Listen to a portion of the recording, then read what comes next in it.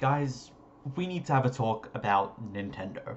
Now, you may be wondering, Karen, where the hell is this video coming from? Well, this is coming from a place that is, well, heartbreak, kind of, like, if you want to call it that. I have been, Nintendo has been a big part of my life. I owned an original DS. This is, not an original DS, this is a DS Lite. But, I owned an original DS. I literally grew up on Pokemon Black 2 and the new Super Mario Bros. For the Nintendo DS.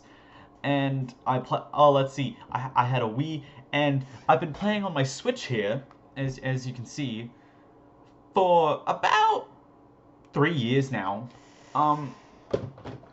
And seeing stuff about the Switch 2, honestly, it makes me believe that despite all of the pre-orders selling out in the first few hours of it being up, the Switch 2 is gonna flop.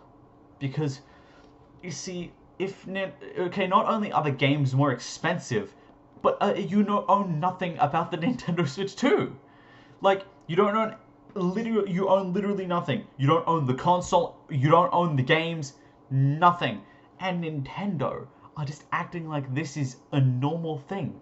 Like, you can literally have your system bricked if you mod it, and it's not authorized. Like, that's bullshit. Like, if we buy this console, we expect that we own it. And they updated their user agreement just so they couldn't get sued for it. And this is stupid. Like, I understand, like, shutting down online play and the Nintendo eShop. If the Nintendo Switch eShop, if you have a mod installed, that's completely fine. That's understandable. But shutting down the whole system, that's stupid. And not to mention, now that physical games are more expensive, you think, oh yeah, I own the game, that's cool. No, you don't, actually. Because, fun fact, physical games are just keys to the actual games, which you don't have to download over the internet. It's so stupid. You don't own the console, you don't own the games, nothing. And for what? It's like, what, it's $450, $700, something like that. I don't know. I don't remember. But that's like, you're essentially buying something that if you slip up once, then bada bing, bada boom, you have a $450 brick, paperweight, whatever it is. Like, it's so stupid. And the worst part about it is that I was genuinely hyped for the Switch 2. I wanted to save up for one. But now I don't want to anymore, because it just feels like Nintendo has sucked the soul out of their games and their consoles.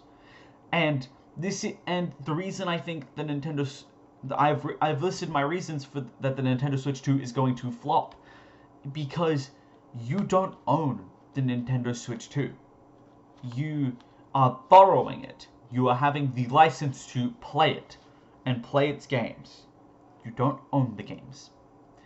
And that is honestly heartbreaking. I thought that Nintendo, the company that has stayed honest, and yes, apart from the lawsuits, is a good company, wouldn't do something like this. I thought a company like EA or Microsoft would do something like this.